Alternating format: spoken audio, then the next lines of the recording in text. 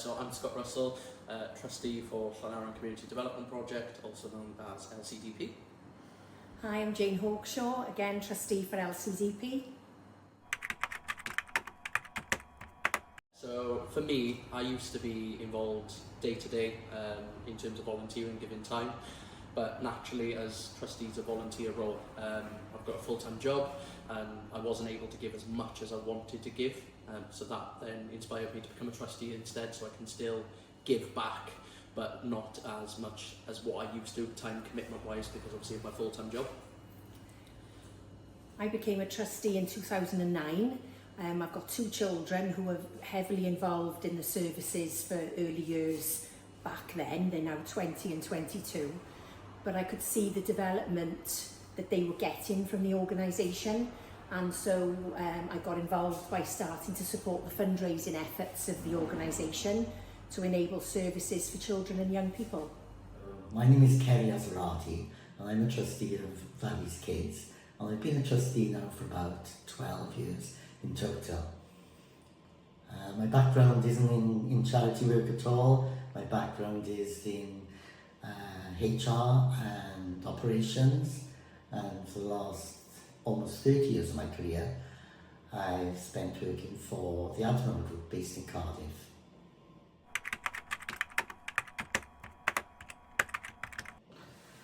Well, my professional career is long gone, I'm afraid, but personally I think it's given me an insight to some of the challenges that some of the people living in my community face on a daily basis. And I'm saying that as somebody who's lived in this community all my life. So probably it's made me more patient, more tolerant, and give me a better understanding of the struggles that some people have to go through. So hopefully that's made me a better person all around. And in reflection, tolerance, patience and compassion are all skills that I would say any good manager should have in their professional life. So in essence, it's helped me grow personally and professionally. So for me, it's been able to still make an impact.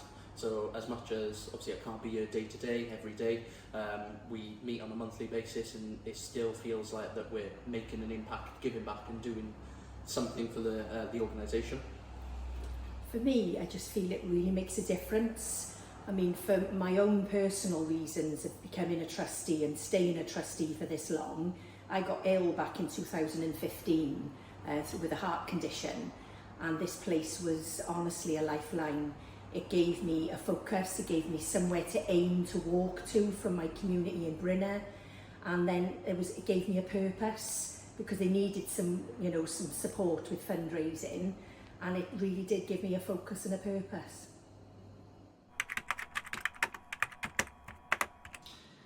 Well, in general, all someone needs to be a trustee is have a burning desire to see a charity succeed. Now, it's great if you got experience in working, in the charity sector. That's always helpful. Personally, I didn't have any of that when I became a trustee, so don't let that put you off. I'm still learning every day. When I came to be a trustee, first of all, I thought everything we were doing was strange and bizarre to me. But like I said, I am learning and I got a better understanding now. Sometimes you'll find charities looking for something specific when they're looking for a trustee. It could be that they see a gap in IT skills or finance or fundraising because they're looking for a specific skill at a certain time to meet a specific need they have. But that's not always the case. The most important thing is that you believe in the work that charity is doing, and you can be committed and you can work part of a team, because being a trustee is not all about you yourself, it's about giving something back and making sure that the charity can succeed.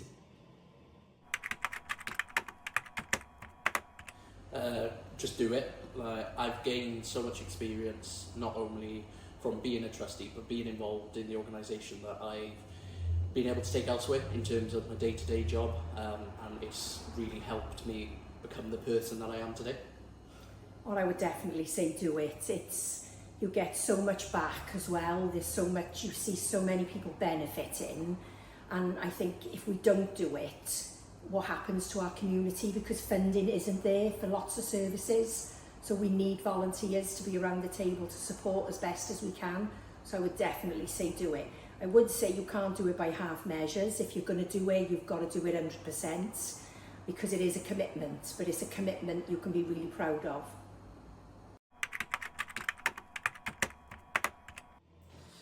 Well, firstly, of course, all charities need to have trustees so that they can adhere to charity law. So that's pretty important on its own.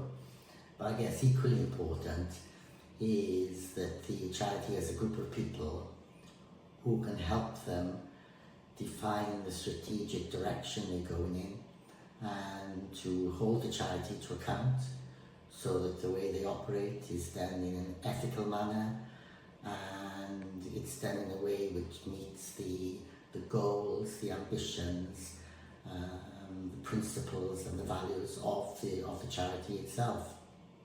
And that group of people, of course, are the trustees. Very often, I mean, for my particular charity that I'm a trustee of, Values Kids, if I think of the board of trustees, there's lots and lots of diverse backgrounds there, lots of different experiences in life, and it's always good for the executives of a charity to have that group of people to draw on, to give different views on how to tackle challenges, bring those life experiences and the professional experiences to the table.